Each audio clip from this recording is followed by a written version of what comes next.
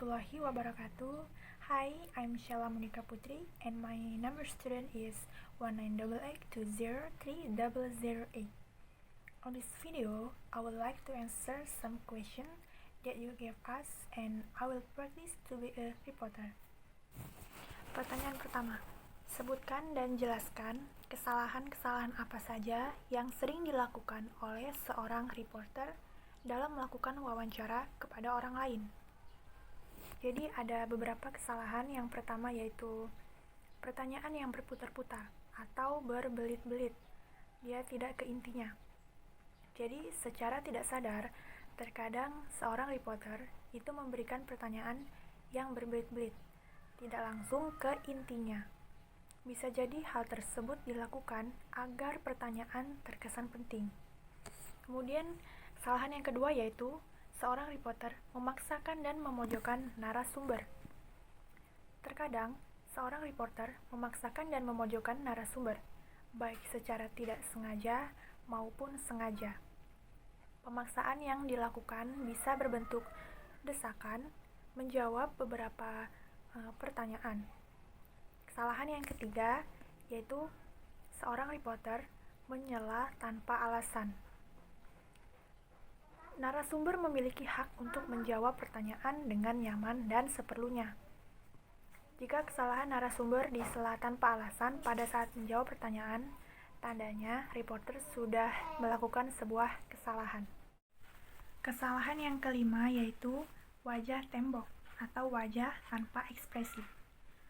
Ekspresi wajah wartawan saat mewawancarai narasumber itu dapat berpengaruh. Wajah tembok atau wajah tanpa ekspresi ini terkadang muncul tanpa disadari. Tapi, kita sebagai reporter jangan biarkan hal tersebut sampai terjadi. Kesalahan yang terakhir yaitu tidak menghormati narasumber. Pakaian dan penampilan yang kotor atau berantakan bisa terkesan tidak sopan. Reporter seakan-akan tidak serius dalam melakukan wawancara tersebut. Jadi, seharusnya seorang wartawan menyesuaikan penampilannya dengan narasumber dan tempat wawancara yang tepat. Pertanyaan nomor 2. Sebutkan dan jelaskan pertanyaan apa saja yang sering diberikan atau ditanyakan kepada seorang calon wartawan. Jadi, ada beberapa pertanyaan yang perlu disampaikan oleh seorang calon wartawan. Yang pertama bisa, buku apa yang terakhir Anda baca? Jadi, pertanyaan tersebut merupakan pertanyaan favorit untuk calon wartawan. Ini ditujukan untuk mengetahui wawasan dan karakter calon wartawan. Pertanyaan kedua, apakah hobi Anda? Ini adalah jenis pertanyaan favorit yang ditujukan kepada calon wartawan untuk mengetahui tipe calon wartawan. Pertanyaan ketiga, ceritakan kegiatan keseharian Anda. Mobilitas merupakan sesuatu yang dibutuhkan oleh wartawan. Dalam keseharian, wartawan bisa berpindah tempat beberapa kali untuk mengejar narasumber. Orang yang mobilitasnya kurang bisa jadi cocok untuk jadi penulis, tapi tidak cukup baik untuk menjadi seorang wartawan. Pertanyaan selanjutnya, berapa banyak teman dekat Anda? Ini adalah pertanyaan untuk mencari tahu seberapa besar dan cepat kemampuan calon wartawan berjejaring. Berjejaring ini sangat penting mengingat kerjaan wartawan yang akan selalu berhubungan dengan orang baru. Pertanyaan ketiga, apakah yang dimaksud dengan jurnalisme warga?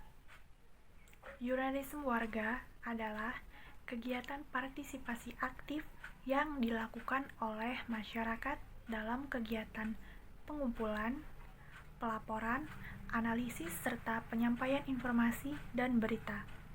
Jadi, dalam jurnalisme warga, masyarakat tidak hanya menjadi konsumen media, tapi juga bisa terlibat dalam proses pengelolaan informasi itu sendiri.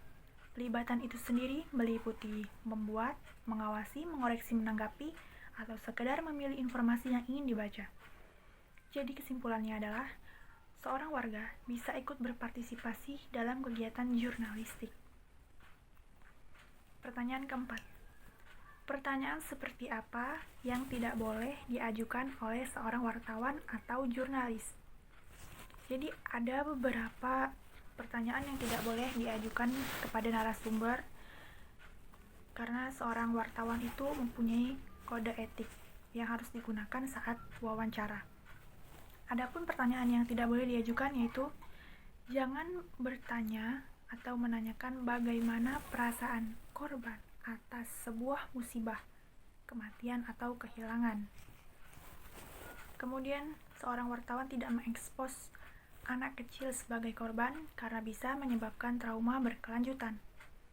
Selanjutnya, dalam mengutip sebuah pernyataan, jurnalis harus berimbang tanpa mengurangi esensi dari kutipan dan menimbulkan penafsiran ganda. Selanjutnya, wartawan harus melindungi hak privasi narasumber, dan narasumber berhak mendapatkan perlindungan dari kesaksiannya. Yang selanjutnya, tidak boleh melontarkan. Yang selanjutnya, kesalahan yang sering dilakukan itu pertanyaannya melontarkan pertanyaan yang akan memicu isu sara dan intoleransi. Oke, yang kelima yaitu praktik wawancara untuk promosi kampus. Ada 10 pertanyaan yang saya buat. Yang pertama, apa visi misi kampus Universitas Muhammadiyah Kota Bumi? Kedua, program studi apa sajakah yang ada di UMKO? Ketiga, apa saja keunggulan dari masing-masing program studi tersebut? 4. Apakah semua program studi sudah terakreditasi BANPT? Yang kelima, kapan pendaftaran UMKO dibuka untuk tahun akademik baru? Yang keenam, beasiswa apa saja yang ada di UMKO? Yang ketujuh, apa saja fasilitas yang ada di UMKO? 8. Bagaimana kebijakan pihak universitas mengenai tes masuk universitas dan ujian selama pandemik? Yang kesembilan, organisasi dan UKM apa saja yang ada di UMKO? Yang terakhir, yang ke-10, prospek kerjaan seperti apa saja yang bisa didapatkan setelah lulus dari UMKO? Baik, terima kasih. Saya rasa cukup. Wassalamualaikum warahmatullahi wabarakatuh.